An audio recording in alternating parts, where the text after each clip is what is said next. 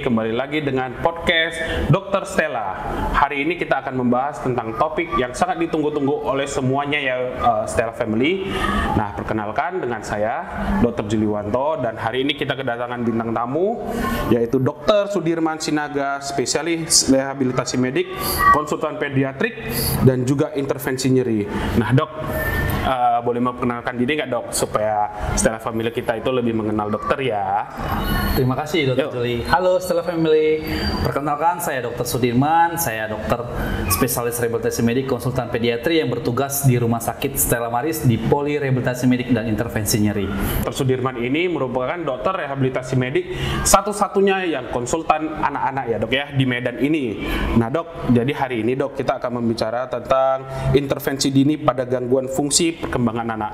Kira-kira dari topik ini gimana ya, Dok ya, penjelasannya, Dok ya? Ya, benar, Dr. Juli. Hari ini kita akan membahas tentang intervensi dini pada fungsi perkembangan anak. Intervensi dini di sini maksudnya adalah stimulasi dini. Bagaimana cara kita, family Stella atau moms and dad, melakukan stimulasi dini terhadap fungsi perkembangan anak. Kita tahu bahwa seorang anak itu akan bertumbuh dan berkembang. Nah, fungsi perkembangan itu akan dipengaruhi oleh 3 hal, Dok. Yang pertama adalah genetik, yang kedua adalah nutrisi, yang ketiga adalah lingkungan. Nah, lingkungan ini salah satunya adalah intervensi dan stimulasi. Kenapa harus dini? Karena memang dalam memberikan stimulasi dan intervensi terhadap fungsi perkembangan anak diharapkan dilakukan seusia dini mungkin agar fungsi perkembangan anak dapat berjalan dengan optimal. Terima kasih, Dok. Itu kalau misalnya seperti yang dokter bilang, berarti ada target, Dok ya, Dok ya, di mana seperti 100 hari pertama kah, apakah 200 hari pertama kah, atau ada beberapa hari dalam target dokter ya untuk dalam perkembangan gangguan fungsi dari anak ini sendiri? Ya, benar, Dr. Juli. Jadi memang fungsi perkembangan anak itu identik dan sangat dipengaruhi oleh fungsi perkembangan otak. Nah, otak itu akan berkembang sebenarnya semenjak dalam janin ya.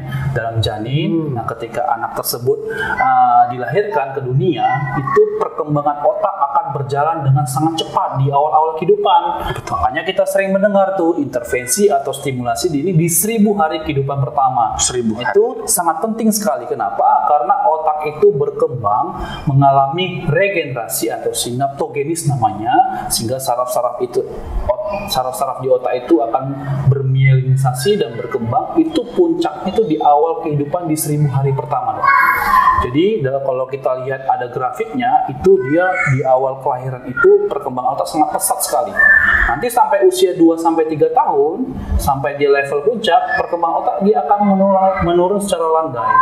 Jadi memang diharapkan dengan adanya intervensi dini ini, fungsi perkembangan otak dapat kita capai dengan optimal. Oke, berarti dengan kata lain, bahkan sebelum dilahirkan ataupun masih di dalam perut ibunya, sudah ada perkembangan otak yang sangat pesat ya, Dok ya. Berarti kita itu harus memperhatikannya itu dari sebelum lahir sampai 1000 hari ke depannya, Dok ya. Ya, sangat menarik sekali ya, Stella Family ya. Jadi, Dok, ini pertanyaan saya itu, apakah semua anak-anak itu harus distimulasi, Dok ya? Jadi benar, dokter. Jadi memang setiap bayi itu ataupun setiap anak yang baru lahir itu akan mengalami apa yang disebut dengan proses belajar ya. Jadi proses belajar itu sangat memerlukan suatu yang disebut dengan stimulasi. Stimulasi itu adalah bagaimana kita merangsang perkembangan anak sehingga anak berkembang secara optimal. Tetapi memang ada beberapa anak yang memang secara lahir, secara normal itu tanpa terprogram untuk stimulasi, dia akan lahir berkembang normal pada umumnya gitu. Tetapi memang ada beberapa yang memang perlu perhatian khusus dengan memberikan stimulasi lebih ataupun intervensi dini pada anak-anak yang memang memiliki resiko gangguan perkembangan, dokter. Oh, Oh, baik dok. Jadi dengan kata lain, setiap stimulasi itu sesuai dengan umur dan perkembangannya dok ya. Berarti semua yang distimulasi itu seperti dokter bilang tadi itu kan ada orang tua itu juga bisa menstimulasi tanpa sadar ya dok ya. Jadi ada baiknya bahwa ke dokter Sudirman ini menstimulasi itu sesuai dengan umurnya dok ya. Jadi 1 bulan itu dia bisa apa, 2 bulan itu dia bisa apa, 3 bulan itu bisa apa ya dok ya. Betul ya dok ya? Ya, jadi maksudnya adalah stimulasi ini adalah proses belajar dokter. Betul. Sama kayak kita belajar, kita akan belajar dari mulai hal yang sesuai dengan apa yang memang kemampuan daripada anak tersebut ataupun bayi tersebut. Jadi memang sesuai dengan umurnya itu. Jadi memang perkembangan itu identik dengan umur. Nah, ketika anak umurnya lebih rendah, stimulasi perkembangannya justru tentu berbeda dengan anak-anak yang memang usianya lebih tinggi.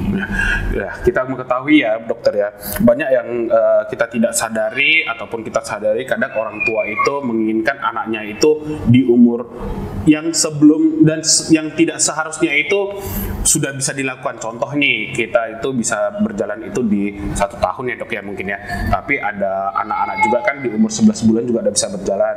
Nah, sebagai orang tua juga kadang juga anak saya mau juga dong, kalau bisa 10 bulan udah dipaksa jalan, padahal tidak seharusnya dok ya.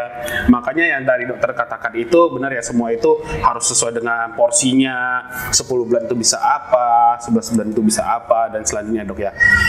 Dok, bayi-bayi seperti apa ya dok ya yang memerlukan perhatian khusus untuk dilakukan simulasi dalam perkembangannya dok ya? Iya, jadi memang ada beberapa bayi yang memang memiliki perhatian khusus. Memang moms and dad kalau memang memiliki kriteria tersebut harus berpikir untuk supaya fokus dalam memberikan stimulasi sehingga perkembangan anaknya tidak terlambat dibandingkan anak yang lain. Dia pun ada beberapa ya. Yang pertama itu memang pada waktu dia dalam janin, ibunya memiliki resiko tinggi dalam kehamilan. Yang kedua, memang ada gangguan kemarin pada saat waktu hamil sehingga terjadi mungkin infeksi di dalamnya, ataupun memang ibunya yang memang mengalami gangguan seperti preeklamsi, atau memang pada saat bayi itu dilahirkan, si bayi belum cukup umur atau disebut dengan prematur. Dan bisa juga memang pada saat dilahirkan bayi mengalami aspeksia ataupun kekurangan oksigen, atau memang bayi-bayi yang pada saat lahir mengalami gangguan seperti infeksi ataupun mengalami trauma pada saat melahirkan. Nah, dalam waktu dia proses dia melahirkan juga, ketika bayi itu juga memiliki gangguan seperti penyakit bawaan, kelainan bawaan, nah itu memang memiliki resiko tinggi terhadap gangguan fungsi perkembangan. Dan juga memang pada waktu perkembangannya, ya memang pada waktu dia bayi lahir dia masih normal, tetapi dalam perkembangannya dia memiliki gangguan seperti kejang, ataupun mengalami gangguan seperti epilepsi, ataupun gangguan daripada perkembangan otak. Itu perlu melakukan stimulasi yang perlu perhatian khusus terhadap perkembangan anak tersebut. Baik dok, jadi dok kira-kira untuk Stella Family ada nggak dok ya untuk perhatian khusus itu gejala, ciri-ciri dari anaknya tersebut dok sebelum dia itu datang untuk konsultasi kepada dokter Sudirman itu. Jadi di rumah kita bisa melakukan deteksi dini atau gimana dok? Jadi moms and dad, jadi memang pada usia dini kita bisa memprediksi apakah bayi tersebut mengalami gangguan daripada fungsi perkembangan, khususnya pada bayi-bayi yang mengalami gangguan fungsi perkembangan motorik. Itu di bawah usia 5 bulan kita mulai bisa mendeteksi dok. Jadi memang pada di bawah 5 bulan bayi itu tidak fidgety namanya, jadi dia gerakannya tidak aktif, anggota gerak atas sama anggota gerak bawahnya. Jadi kakinya itu tidak bergerak menekuk, tidak meluruskan kedua kakinya ya dok ya, dan juga kedua tangannya. Jadi itu yang memang bisa dilihat kalau moms and dad memperhatikan nih bayi di bawah 5 bulan tidak ada gerakan seperti itu, tidak akan gerakan aktif dari kaki dan tangannya, mungkin bisa terjadi gangguan fungsi perkembangan motorik ke depannya.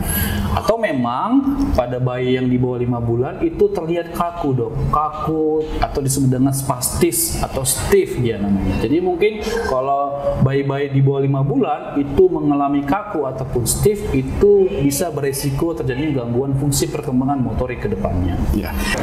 Berarti dengan yang tadi dokter jelaskan, kalau misalnya Stella Family ataupun Mom and Dad ada mendeteksi kelainan-kelainan yang dokter bilang tadi, itu bisa langsung datang ke Stella Maris untuk mencari dokter Sudirman ya, sebelum terlambat ya dok ya. Terus dok, apalagi ya dok ya kira-kira yang bisa mendeteksi supaya mereka itu lebih tahu lah dok, kok tadi itu kan di bulan kelima atau di bawah bulan kelima itu ada stiffness atau kaku gitu ya dok ya. Ada lagi nggak dok kira-kira? Ya, jadi mungkin kalau untuk gangguan motorik itu bisa lihat dari situ. Jadi kalau di bawah 5 bulan itu kita bisa memprediksi adanya gangguan fungsi perkembangan motorik atau tidak. Atau memang di fungsi yang lain atau fungsi seperti fungsi komunikasi. Di bawah 5 bulan itu seharusnya seorang bayi bisa menatap kita, tersenyum ya, tertawa ya. Betul. Jadi kalau memang tidak ada ekspresi seperti itu, bisa saja mungkin ke depannya bayi tersebut mengalami gangguan fungsi lain seperti gangguan fungsi perkembangan bicara atau fungsi komunikasi. Selain itu memang Moms and Dad juga bisa memprediksi nih kalau anaknya di atas 5 bulan ini. Oh, ternyata anak saya umur 10 bulan belum bisa duduk. Nah, itu memang Moms and Dad harus segera bergegas untuk membawa bayinya ataupun anaknya ke dokter untuk melihat apakah penyebab dari gangguan ini. Kenapa? Karena anak-anak usia 9 bulan itu harusnya sudah bisa duduk ya. Atau memang Moms and Dad bisa melihat nih anaknya pergerakannya antara kiri dan kanan nggak simetris nih. Jadi kanannya lebih aktif atau kirinya lebih aktif. Itu memang ada risiko ataupun tanda-tanda yang memang bisa mungkin terjadinya gangguan fungsi perkembangan motorik. Nah, untuk selanjutnya mungkin anaknya mungkin sampai usia 18 bulan ya dok ya. Jadi 18 bulan tuh belum bisa berdiri atau berjalan. Nah, itu sudah red flag dok. Jadi sudah orang tuanya sudah harus bergegas untuk membawa anaknya ke dokter untuk diperiksakan. Kenapa nih dok, anak saya belum bisa berdiri ataupun belum bisa berjalan. Sama juga seperti dengan gangguan fungsi komunikasi, itu ada red flagsnya juga dok. Jadi jika anak belum bisa mampu mengucapkan satu kata di usia 18 bulan yang bermakna ya dok ya, mengucapkan satu kata yang bermakna belum bisa, itu memang anak tersebut memang kemungkinan mengalami risiko gangguan fungsi komunikasi ataupun fungsi bicara. Nah, kita Moms and Dad harus segera membawanya ke dokter yang memang ahli untuk menangani gangguan fungsi tersebut. Betul dok. Terima kasih dok. Jadi bisa dapat disimpulkan bahwa kalau misalnya sudah ada deteksi, kita sudah mengetahui sesegera mungkin ya dok ya. Jadi jangan sampai terlambat, nanti juga pemulihannya juga terlambat dok ya. Mom and Dad pasti ada pertanyaan ini. Kira-kira dok, kalau misalnya yang terprogram itu pasti ada keluarga atau orang tua yang ada nggak dok caranya itu secara ekspres gitu, atau memang ini harus terus berkelanjutan atau gimana dok ya? Jadi memang kita balik lagi tadi topiknya intervensi dini dan stimulasi dini. Memang saya berharap dengan adanya podcast ini Moms and Dad sudah mulai aware nih untuk melakukan intervensi ataupun stimulasi dini terhadap perkembangan otak. Jadi mungkin maksudnya bagaimana sih dok bisa kita kerjakan di rumah ya untuk menstimulasi anak saya tadi yang beresiko, atau memang anak saya saya rasa nih kok anak saya belum bisa fungsinya kok belum bisa berkembang dibanding anak lain nih dok, apa yang bisa saya lakukan di rumah? Nah, seperti itu ya dok ya. Jadi memang Moms and Dad yang pertama harus ketahui adalah usia si anak dalam usia berapa dan dia belum bisa apa. Nah, seperti itu. Nah, sebagai contoh, anak dengan usia 1 tahun ini dia belum bisa duduk nih. Harusnya kan setahun tuh udah bisa duduk nih. Betul. Ya dok ya. Jadi kan saya bilang batasnya 9 bulan. Ini dia setahun belum bisa duduk. Apa nih yang harus dilakukan? Yang pertama memang harus dipastikan dulu nih dok, apakah ini anak gangguan fungsi perkembangan motoriknya apakah hanya delay saja atau terlambat saja, atau memang ada gangguan fungsi masalah medisnya lain yang menyebabkan dia tidak bisa duduk di usia 1 tahun. Nah, untuk yang memang delay itu biasanya dengan stimulasi di rumah itu bisa kembali normal kembali dok, hanya sekedar delay saja. Tetapi untuk anak-anak yang mengalami gangguan fungsi fungsi medik lain yang menyebabkan anak tersebut terjadi gangguan fungsi motorik seperti penyakit cerebral palsy atau penyakit gangguan perkembangan otak lainnya, itu perlu pemeriksaan lebih lanjut, Dok. Nah, ini Dok, anak saya kan ini nggak tahu nih Dok, saya belum bisa sempat ini bawa ke dokter, tapi anak saya belum bisa duduk nih usia 1 tahun. Apa yang bisa saya lakukan Dok di rumah? Yang pertama, untuk usia 1 tahun pastikan dulu anak saya udah bisa tengkurap atau belum. Ya, ketika anak bisa tengkurap, bisa angkat kepala atau bisa angkat punggung atau belum. Nah, ketika itu sudah bisa, tetapi dia belum bisa duduk, kita bisa melatihnya di rumah, menstimulasinya dengan cara apa? Dengan cara duduk di lantai. Duduk di lantai dengan kaki bersila, ya, kita bisa pegang dari belakang untuk masuk pinggulnya supaya dia lebih stabil, kita latih untuk duduk. Ya, jangan pernah sekali-sekali pada anak usia 1 tahun itu kita biarkan anak kita selalu tidur. Ini mungkin ya Dok ya, sering sekali saya temuin pasien nih, anaknya usia 1 tahun tetapi belum bisa duduk, dia hanya bisa tengkurap, telentang ataupun berguling. Jadi mamanya ataupun papanya itu meletakkan anaknya di tempat tidur saja karena merasa berpikir, oh anak saya belum bisa duduk, padahal di usia 1 tahun harus sudah bisa duduk. Oleh karena itu intervensi dini, ya, stimulasi duduk itu yang paling utama yang harus segera dikerjakan oleh mamanya di rumah. Nah, seperti itu. Sama halnya dengan anak usia 2 tahun yang memang belum bisa berdiri dan berjalan. Kita harus pastikan lagi apakah ini sekedar delay saja atau memang ada penyakit medis yang memang ada mendasarinya sehingga anak tersebut memiliki gangguan fungsi perkembangan motorik. Seperti itu Dok. Sama juga dengan gangguan fungsi lain, perkembangan lain seperti gangguan fungsi bicara. Ini paling sering nih Dok sekarang Dok. Betul Dok. Saya sering sekali nih datang ke praktek, Dok, anak saya usia 2 tahun, belum bisa bicara, gimana nih Dok? Nah, itu memang sama tadi yang saya di awal saya bilang terhadap fungsi perkembangan motorik. Kita harus pastikan dulu anak ini mengalami gangguan delay saja atau ada gangguan penyakit lain yang mendasari yang menyebabkan dia gangguan fungsi perkembangan komunikasi. Apakah anak ini autis atau anak ini gangguan seperti ADHD atau gangguan sensory processing yang memang sering sekali juga pada era teknologi sekarang ini, era gadget sekarang ini sering mengganggu untuk terjadinya gangguan fungsi komunikasi. Betul sekali Dok. Ya. Sangat menarik sekali ya Moms and Dad ya, Stella Family. Saya jadi teringat nih Dok, seringkali keluarga itu merasa, bukan denial ya Dok ya, merasa ya anak dia itu umur 8 bulan, 9 bulan udah bisa duduk karena dia itu badannya besar nih, jadi pinggulnya itu lebih bisa mensupport gitu. Anak saya belum bisa karena anak saya ini lebih kurus nih Dok. Jadi mereka itu terkesan denial ya, bukan menolak ya, namanya apa ya, ya tidak menerima. Padahal sebenarnya itu adalah salah satu masalah di pertumbuhan ya Dok ya. Makanya Moms and Dad jangan sampai telat loh. Kalau misalnya ada gejala-gejala yang tadi seperti yang diceritakan sama Dokter Sudirman ini, langsung ke Stella Maris, cari Dokter Sudirman biar semua masalah bisa diselesaikan ya Dok ya. Jadi semua itu ada prosesnya, semuanya itu bisa diselesaikan. Kalau denial itu bukan jalan keluar ya Dok ya, betul ya Dok ya. Apalagi Dokter Sudirman ini satu-satunya loh rehabilitasi medik khusus untuk anak-anak di Medan ya Dok ya. Iya Dokter, jadi memang Moms and Dad juga harus tahu ya bahwa setiap anak itu berbeda. Ada beberapa anak yang memang tipe perkembangannya itu berbeda dengan anak satu sama yang lainnya. Jadi yang di sini Moms and Dad harus betul perhatikan adalah bahwa anak saya ini berkembang normal atau tidak. Nah, itu yang memang perlu Moms and Dad perlu perhatikan, bukan melihat anak si A kok lebih cepat ya berkembangannya, bukan seperti itu Moms and Dad ya. Jadi memang misalnya gini, anak A itu dia belum bisa duduk, usianya masih 8 bulan. Tetapi anak yang sebelah itu 7 bulan udah bisa duduk.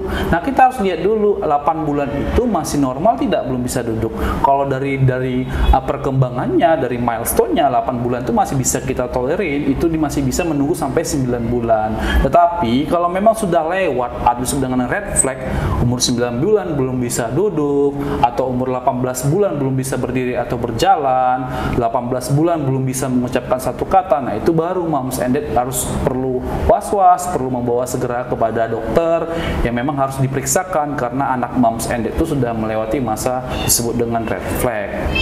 Betul sekali dok. Jadi kita itu bukan membandingkan antara satu anak dengan anak lain atau anak kita dengan si tetangga ya, tetapi kita harus memperhatikan memang di usia segitu belum bisa. Harusnya di usia contoh 8 bulan ya kayak dari dokter bilang belum bisa duduk, yang seharusnya itu di bulan ke-9. Jadi memang masih normal kalau misalnya di bulan ke-8 belum bisa duduk. Padahal si anak tetangga ini di umur 7 bulan udah bisa duduk. Ya, berarti segala sesuatu itu harus dibandingkan antara kita dengan orang lain, tetapi kita bandingkan antara anak kita itu dengan yang waktu seharusnya pertumbuhannya dok ya. Oke dok, kita masuk ke dalam sesi tanya jawab ya dok ya. Pertanyaan dari Stella Family. Ini dok ada dari si Mepin. Saya mau nanya dok, jika anak saya umur 2 tahun belum bisa berjalan, apakah itu hal yang wajar dok? Ya, dari Ibu Mevin ya. Ya. Bu Mevin, terima kasih buat pertanyaannya. Usia 2 tahun belum bisa berjalan, apakah itu normal dok? Nah, tadi kan saya udah jelaskan bahwasannya red flag untuk kemampuan fungsi berjalan itu berada di usia 18 bulan. Jadi kalau di usia 18 bulan anak belum bisa berjalan, berarti kita harus perlu memeriksakan kepada dokter. Ini anak saya ada masalah apa ya? Nanti dokter akan menentukan apakah anak ini hanya delay saja. Kalau tadi usianya 2 tahun, ya, mungkin bisa delay saja, atau memang ada gangguan medis yang memang mendasari anak tersebut sehingga terjadi gangguan fungsi motoriknya, terlambat fungsi motoriknya, belum bisa berjalan sampai 2 tahun. Nah, sebagai tambahan mungkin moms bisa mengecek dulu waktu anak ini lahir apakah ada faktor risiko ataupun resiko-resiko yang tadi saya sebutkan tadi. Apakah si adik itu lahirnya prematur, apakah si adik waktu lahir langsung menangis ataupun ada gejala tanda-tanda kekurangan oksigen, atau ada penyakit sebelumnya seperti infeksi, ada kejang atau penyakit lainnya, apakah ada itu.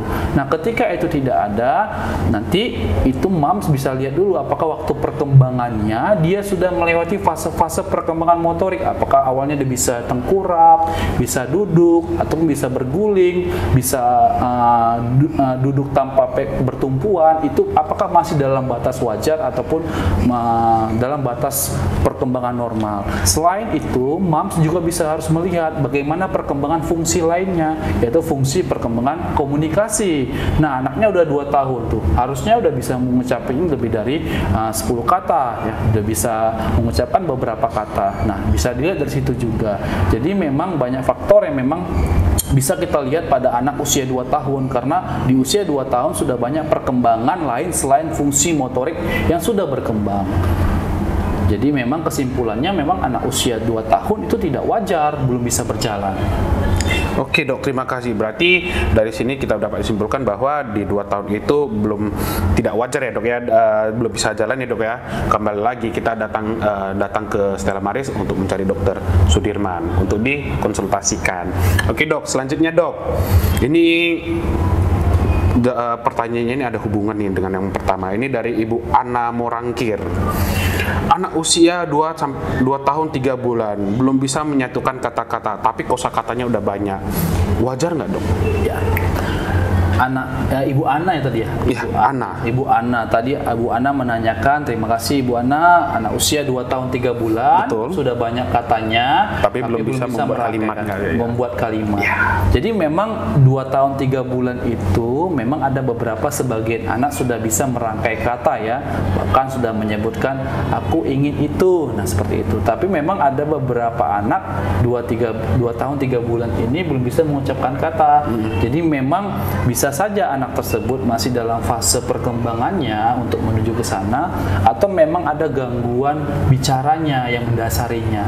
Yang pertama, kalau saya lihat apakah ada gangguan fokus pada anak ini atau tidak, karena sering sekali anak-anak seperti anak ADHD itu sulit untuk melakukan penyampaian satu kalimat. Nah, atau memang anak tersebut memang punya kebiasaan dok. Nah, ini yang paling sering saya jumpai di praktek. Anak tersebut dengan kebiasaan untuk menonton TV dengan screen time yang memang cukup lama, lebih dari 1 jam. Itu sangat menyulitkan si anak untuk berlatih melakukan pengucapan kalimat. Jadi memang sering sekali anak tersebut akan bereaksi untuk mengucapkan kata saja, tidak mampu untuk mengucapkan kalimat karena akibat daripada screen time tadi tersebut. Atau memang kita harus memastikan juga nih anak tersebut ada gangguan sensori atau tidak, karena ada sering sekali pasien saya mengalami gangguan disebut dengan SPD, sensory processing disorder, atau gangguan proses sensori, di mana sensorinya ini tidak optimal perkembangannya. Jadi kita ketahui bahwa anak usia di bawah 3 tahun perkembangan sensori itu sangat penting sekali sebagai fondasi untuk skill dia untuk memiliki perkembangan komunikasi dan juga kedepannya untuk fungsi pembelajaran saat dia bersekolah nanti. Jadi memang stimulasi pada anak usia tadi, ibu anak tadi usia 2 tahun 3 bulan sudah bisa langsung diintervensi stimulasi dini ya, untuk melatih anak tersebut untuk merangkai kalimat ya. Bagaimana caranya? Kita mulai dengan aktivitas sehari-hari saat anak mulai bermain. Jadi saat bermain si orang tua berbicara ke anaknya, menjelaskan, oh ini kita sedang melukis, dia ceritakan semua aktivitasnya. Ini kita sedang bermain air, nih hidupin dulu kerannya, oh airnya udah sehidup ya, seperti itu sambil bercerita. Jadi upayakan memang saat aktivitas, saat sehari-hari ngomong sama anaknya supaya anaknya mengerti, oh ternyata dalam bermain, dalam aktivitas perlu loh kita berkomunikasi. Nah, cara komunikasinya bukan hanya komunikasi kata-kata saja, tetapi dalam bentuk kalimat. Nah, kadang memang sering sekali orang tua itu misalnya ya anaknya bermain gitu, kadang bermain mungkin dengan babysitter ya. Betul. Mungkin kita lihat mungkin babysitternya tuh hanya diam saja menjaga anaknya main sendiri. Nah seperti itu, kadang-kadang itu tidak boleh ya, itu perlu kita bermain berinteraksi sama anaknya.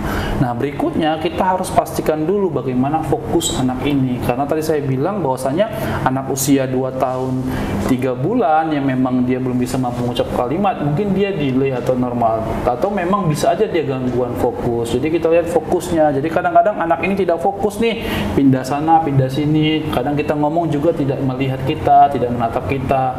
Itu memang harus kita latih. Kita latih bagaimana mulai masuk dulu ke hal-hal yang disukai anak. Jadi mungkin anaknya suka ini bermain bola atau bermain mobil-mobilan yang ada bola-bolanya ataupun ada roda-rodanya, masuk ke situ. Jadi kita mulai interaksi ke situ. Kenapa? Karena anak-anak yang memang gangguan belum bisa mengucapkan kalimat ataupun di usia 2-3 tahun tadi sering sekali terjadi ADHD, gangguan hiperaktif yang memang fokusnya kurang. Jadi itu yang memang cara kita pendekatan, cara kita untuk menstimulasi bisa masuk ke hal-hal yang memang dia sukai. Baru kita mulai berinteraksi dan berbicara, berkomunikasi pada anak tersebut. Nah, hal yang paling penting juga yang sering terjadi, yang sering datang ke tempat saya, banyak sekali ada beberapa anak itu sudah mulai terlalu dini diajarkan bahasa lebih dari satu. Ya. Tetapi saya, Dr. Sudirman, tidak melarang untuk mengajarkan anak lebih dari satu bahasa. Itu sangat bagus kalau kita mengajarkan anak lebih dari satu bahasa. Tetapi syaratnya kita harus memiliki satu bahasa yang memang anak itu sudah ngerti dulu. Baru kita masuk ke bahasa yang lain. 3 bahasa boleh, 4 bahasa boleh, lebih dari 1 boleh. Tetapi syaratnya harus ada fondasi satu bahasa yang memang anak tersebut mengerti. Jadi terkadang karena mamanya terlalu bersemangat sekali, semakin banyak bahasa dipelajari, mungkin jadi anaknya bingung nih. Bingung. Nah, pernah pasien saya juga percis seperti ibu anak ini. Bingung nih anaknya, jadi banyak bahasa. Jadi dia hanya tahu sepenggal saja. Satu kata saja. Jadi dia sulit untuk mengucapkan kalimatnya. Atau memang ada beberapa anak dengan gangguan bahasa ekspresif yang memang atau disebut dengan, kalau memang dia lebih berat disebut dengan disleksia. Memang dia memiliki gangguan fungsi bahasa ekspresifnya, dia sulit untuk berbicaranya. Jadi dia hanya mampu berkata-kata saja untuk sulit, tetapi juga sulit untuk mengucapkan kalimat. Dia hanya mengucapkan kata-kata saja. Jadi ada beberapa macam spektrum yang memang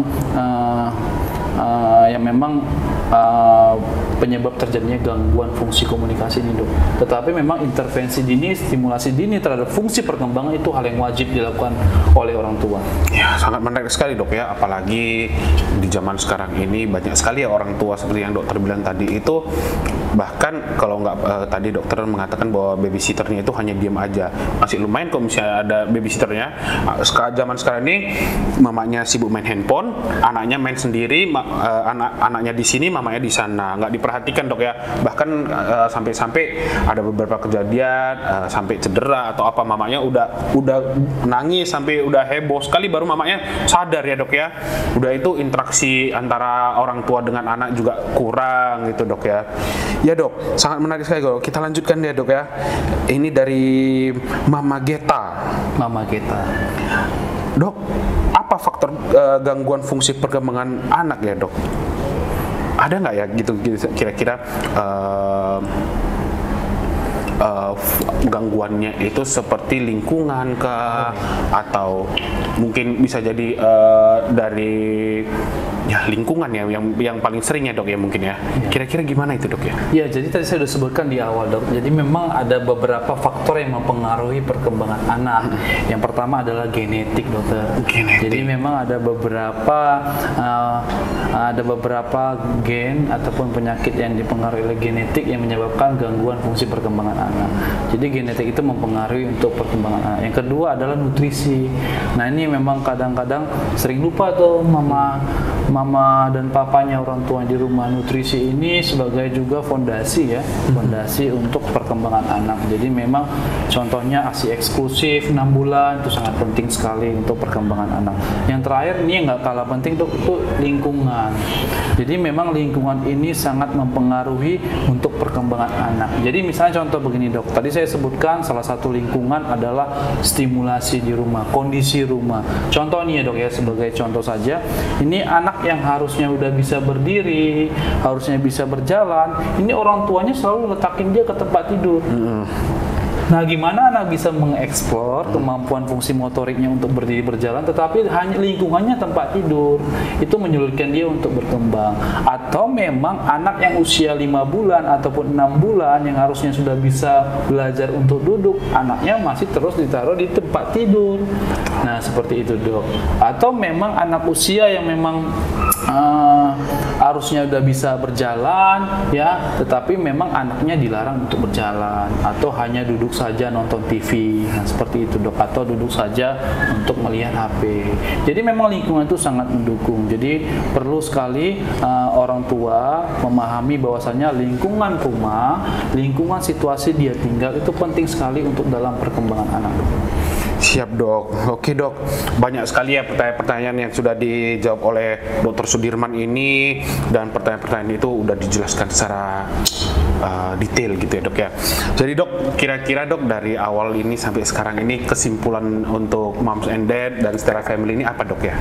Kesimpulannya, Dok ya. Betul. Jadi kesimpulannya, Moms and Dad, stimulasi intervensi dini itu sangat penting untuk mendapatkan fungsi perkembangan yang optimal. Kenapa? Karena otak itu sangat mempengaruhi perkembangan anak. Otak itu akan berkembang pesat dan cepat di usia 2-3 tahun pertama. Jadi 1000 hari pertama merupakan masa emas untuk menstimulasi perkembangan anak. Terima kasih. Yes. Berarti intinya, Dok, kita itu jangan telat, jangan ragu untuk datang ya, Dok ya, untuk ke Stella Maris, khususnya untuk menjumpai Dr. Sudirman untuk konsultasi, atau mungkin hanya mau nanya-nanya juga boleh, Dok ya. Nah, Dok, pasti ditanya-tanya ini sama Stella Family nih, Dokter kapan-kapan aja sih ada di Stella Maris? Nah, jika Moms and Dad ingin ketemu dengan saya ada di Rumah Sakit Stella Maris di hari Selasa, Kamis, Sabtu di jam 4 sampai jam 6 sore. Siap. Terima kasih, Dokter. Dan yang pastinya kita harus mengingatkan ya, satu-satunya loh dokter rehabilitasi medik khusus anak-anak yang ada di Medan ini, Dr. Sudirman. Oke, terima kasih, Dokter. Terima kasih, Dr. Juli. Informasinya sangat menarik sekali, sangat informatif. Saya Dr. Juliwanto dan Dr. Sudirman mohon undur diri. Sampai jumpa di podcast Dr. Stella Maris lainnya. Bye-bye.